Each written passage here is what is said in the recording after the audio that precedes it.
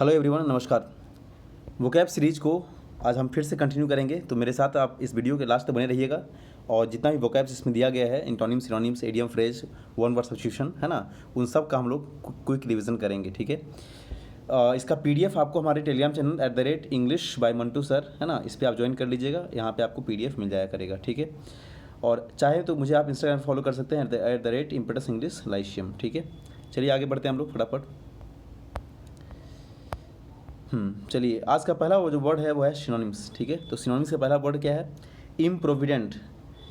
Improvident का मतलब ही होता है खर्चीला। खर्चीला को हम लोग बोलते हैं एक्स्ट्रावेजेंट या लाविश। क्या बोलते हैं मीनिंग? लाविश। या हम बोल सकते हैं प्रोफ्यूज, है ना, का मतलब अधिक पैसा खर्च करने वाला। तो यहाँ सही आंसर इसका क्या हो जाएगा? एक्स्ट्रावेजेंट, ठीक है।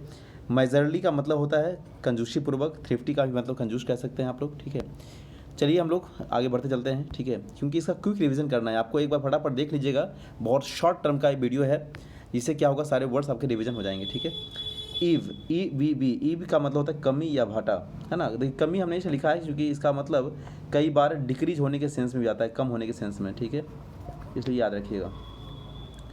भाटा का मतलब आप जैसे पढ़े होंगे आप लोग, टाइड एंड ईव, है ना। तो टाइड का मतलब क्या होता है? ज्वार होता है। जो लहरें उठती है तो ज्वार, गिरता है तो भाटा, ईव, ठीक है। तो इसका यहाँ पे सिनोनिम्स देना है, तो यहाँ अबेटमेंट। अबेट का ही मतलब होता है कमी होना, ठीक है। जबकि स्वेल का मतलब होता है किसी चीज़ का फूलना या फैलना कह सकते हैं, बढ़ना। एसेंट का मतलब ऊपर की ओर उठना होता है, चढ़ना होता है। सर्ज का मतलब बढ़ना होता है। इन सब का मतलब बढ़ना होता है, जबकि एव का मतलब होता था कम होना। तो इसका साइनो जो है आपका आंसर ए नंबर हो जाएगा।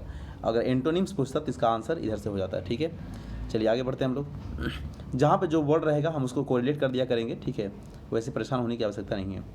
अगला मीनिंग है बेविल्डर। बेविल्डर का मतलब होता है दिग्भ्रमित करना, किसी को कंफ्यूज करना। क्या करना? कंफ्यूज करना, ठीक है। तो कंफ्यूज करने का क्या यहाँ पे हो जाएगा इसका साइनो? बैफल, है ना। बैफल का मतलब किसी का दिमाग चकरा देना होता है, ठीक है। चलिए देखिए, एक्सप्लिकेट और इलूसिडेट का मतलब किसी चीज़ को स्पष्ट करने के अर्थ में होता है। यहाँ एक मीनिंग दिया था ओरिएंट। ओरिएंट के अंतर्गत हमने यहाँ पे उसी से मिलता जुलता मीनिंग हमने बनाया ओरिएंटल, ठीक है। जब ओरिएंटल लिखे तो हम सोचे कि ऑक्सीडेंटल को भी लिख दिया ज़्यादा बेहतर रहेगा, ठीक है।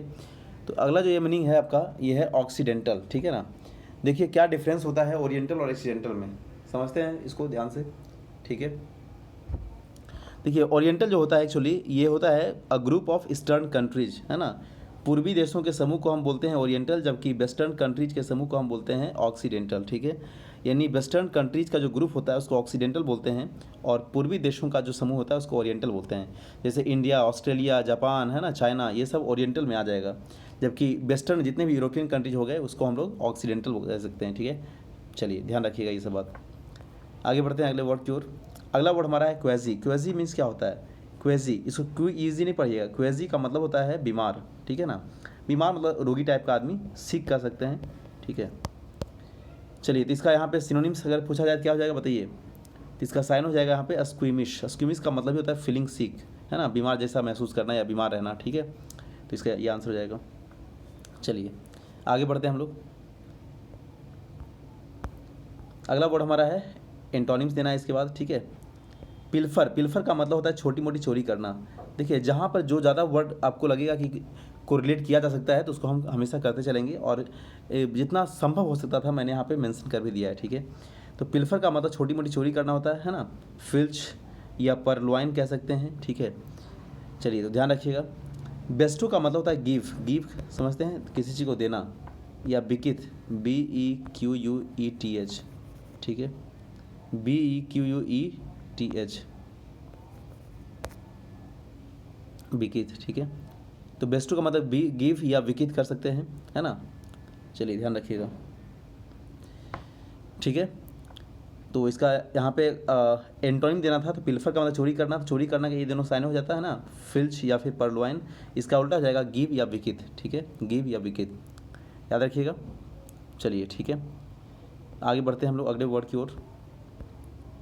अगला वर्ड है सीडी। बहुत अच्छा मीनिंग ये है, सीडी, है ना। सीडी का मतलब है गंदा, गंदा, डर्टी कह सकते हैं, ठीक है। चलिए, तो इसका उल्टा क्या हो जाएगा? इसका उल्टा हो जाएगा पॉश। पॉश समझते हैं ना, जैसे पॉश एरिया बोलते हैं, मतलब क्या है? काफ़ी शानदार, है ना। यानी साफ़ सफाई जहाँ रहता है, हर तरह का, हर तरीके से मतलब बेहतर चीज़ें कह सकते हैं। तो इसलिए इसका उल्टा हो जाएगा पॉश, एंटोनिम्स। एक मीनिंग यहाँ दिया है डिसरिप्ट। डिसरिप्ट मतलब जर्जर होता है ना, जर्जर समझते हैं एकदम क्षतिग्रस्त अवस्था में, टूटा फूटा अवस्था में। एलिंग, एल का मतलब ही बीमार होता है, तो यहाँ एलिंग मतलब सिक या बीमार कह सकते हैं आप लोग, ठीक है। चलिए अगला वर्ड हमारा है डिसवेड। डिसवेड का मतलब होता है हतोत्साहित करना। क्या होता है इसका मतलब? डिसवेड का मतलब हतोत्साहित करना, किसी को निराश करना, परेशान करना, ठीक है। तो इसका उल्टा क्या हो जाएगा? तो किसी को हम हतोत्साहित कर रहे हैं मतलब उसको नीचे गिरा रहे हैं, तो इसका उल्टा हो जाएगा उसको हम भड़का रहे हैं, ऊपर कर रहे हैं, है ना। तो अवेट, अवेट का मतलब होता है भड़काना या उकसाना। देखिए अभी आप थोड़ा सा अगर गौर किए होंगे तो याद करिए, वहाँ भी एक मीनिंग था अवेट, ABAT अवेट। इस अवेट का मतलब होता है कमी होना, है ना। जबकि ABET अवेट का मतलब होता है किसी को उकसाना या भड़काने के अर्थ में होता है, ठीक है। तो ये सब ध्यान रखिएगा आप लोग। चलिए बढ़ते हैं अगले वर्ड की ओर, ठीक है। फटाफट केवल क्विक रिवीजन करना है। फर्मिनेशन, फर्मिनेशन का अगर हम लोग बात करें तो ऑब्लिकी या फिर डिनंशिएशन, ठीक है, या डाइट्राइब। तो डाइट्राइब, डिनंशिएशन या फर्मिनेशन, इन सब का मतलब होता है आलोचना करना, है ना, या क्रिटिसाइज़ करना। तो ये तीनों का मीनिंग हो जाएगा आलोचना या क्रिटिसाइज़ करना, या इसको आप साइनों में लिख सकते हैं रेंट भी, RANT रेंट। तो रेंट, क्रिटिसाइज, फर्मिनेशन सब का मतलब होता है आलोचना करना। तो इसका अपोजिट होगा कॉम्प्लीमेंट यानी प्रशंसा करना, ठीक है। चलिए बढ़ते हैं अगले वर्ड की ओर। अगला जो वर्ड है वो क्या है, ध्यान दीजिएगा। ये वन वर्ड से यहाँ से स्टार्ट होता है आपका, है ना। ए हैवी ब्लो और the sound of such a blow, ठीक है। यानी किसी पर जब हम जोर से प्रहार करते हैं उसको, तो उसको हम क्या बोलते हैं? हुक बोलते हैं, यानी जोर के प्रहार की आवाज़, ठीक है, ध्यान रखिएगा। तो ये सब वर्ड आप लोग ध्यान रखिए, है ना। अगला वर्ड क्या है आपका? देखिए a period of time which a person that might have a disease is kept away from other people so that the disease cannot spread, ठीक है। इसको हम क्या बोलते हैं? मतलब एक वैसा समय जहाँ पर किसी भी आदमी को कन्फाइन करके, ठीक है, उसको रखा जाता है, तो उसको क्या बोलते हैं? क्वारंटीन बोलते हैं। और ये क्वारंटीन शब्द अभी को लॉकडाउन के टाइम में या फिर कोरोना वायरस के इस पीरियड में आप भली भांति बढ़िया समझ पा रहे होंगे, ठीक है। ये सारे के सारे जो क्वेश्चंस हैं ये एग्ज़ाम में पूछे हुए हैं, इसका यानी ये वर्ड बहुत पहले ही करीब 2016 के सेशन में ये पूछा हुआ सवाल है, ठीक है ना। तो उस समय ये शब्द आया था, बट उस समय उसका इतना प्रचलन नहीं था। अब ये क्वारंटीन तो हर लोग जानते हैं, ठीक है ना। चलिए आगे बढ़ते हैं अगले वर्ड की ओर। To move hurriedly with a short quick steps, ठीक है। क्या इसको बोलेंगे? छोटे छोटे कदमों से चलना। यहाँ SORT नहीं, शायद SHORT होना चाहिए, है ना। शॉर्ट का मतलब छोटा। तो स्करी, स्करी मतलब होता है तेज़ी से लेकिन छोटे छोटे कदमों से चलना, ठीक है, ध्यान रखिएगा। चलिए बढ़ते हैं अगले वर्ड की ओर। देखिए ज़्यादा हम एक्सप्लेनेशन नहीं कर रहे हैं सारे वर्ड्स को, क्योंकि ये वीडियो ज़्यादा लंबा नहीं होना चाहिए, ठीक है ना। एकदम शॉर्ट में हम चीज़ चाहते हैं कि आपको क्विक रिवीजन केवल हो जाए फटाफट। Small plate of shining metal और plastic used for ornamentation specially on clothing. इसको हम बोलते हैं स्पैंगल। क्या इसको बोलते हैं? स्पैंगल। किसी भी चमकीली चीज़ से जब सजाते हैं हम लोग तो उसको स्पैंगल बोलते हैं, ठीक है। तो वही कह रहा था, small plate of shining metal और प्लास्टिक, है ना, किसके लिए? तो ऑर्नामेंटेशन के लिए, मतलब सजावट के लिए, उसको बोलते हैं स्पैंगल, स्पैंगल। ग्लिशन, ग्लिटर और ग्लीमर सबका मतलब होता है चमकना, ठीक है, ध्यान रखिएगा। चलिए इसके बाद हमारा है phrase, idioms and phrases. Hand in glove, क्या होता है ये फ्रेज का मतलब? हैंड इन ग्लोव, ग्लव पहनते हैं तो इसको ग्लव्स, है ना, ग्लोव वही। तो ग्लोव नहीं पढ़िए, इसको ग्लव ही पढ़ते हैं एक्चुअली, लेकिन यहाँ चूँकि एस लगता है तो ग्लव्स उसको बोलते हैं, ठीक है, जो दोनों हाथ में पहनने के लिए। तो हैंड इन ग्लव या ग्लोव, ठीक है, ग्लोव नहीं बोलना है, ग्लव। तो इन क्लोज एसोसिएशन मतलब घनिष्ठ संबंध। क्या होता है इसका मतलब? काफ़ी घनिष्ठ संबंध, इंटीमेट कर सकते हैं उसको, ठीक है। चलिए अगला वर्ड क्या है? All moonshine. बहुत सुंदर ये फ्रेज है, all moonshine. All moonshine का मतलब होता है कि फार फ्रॉम रियलिटी या कॉन्कॉक्टेड। कॉन्कॉक्टेड का मतलब ही होता है मन गढ़ंत, आप समझते होंगे इसका मतलब, मन गढ़ंत मतलब दिखावटी, ठीक है, जो वास्तविकताओं से काफ़ी दूर है। तो ये फ्रेज होता है ऑल मून शाइन, ठीक है। तो ये वास्तविकताओं से क्या है? काफ़ी दूर है। बढ़ते हैं अगले वर्ड की ओर। अगला हमारा क्या है? Phrase sake of. Sake of means क्या होता है? सेक ऑफ का मतलब होता है टू फॉरगेट या टू गेट रीड ऑफ, है ना, भूल जाना।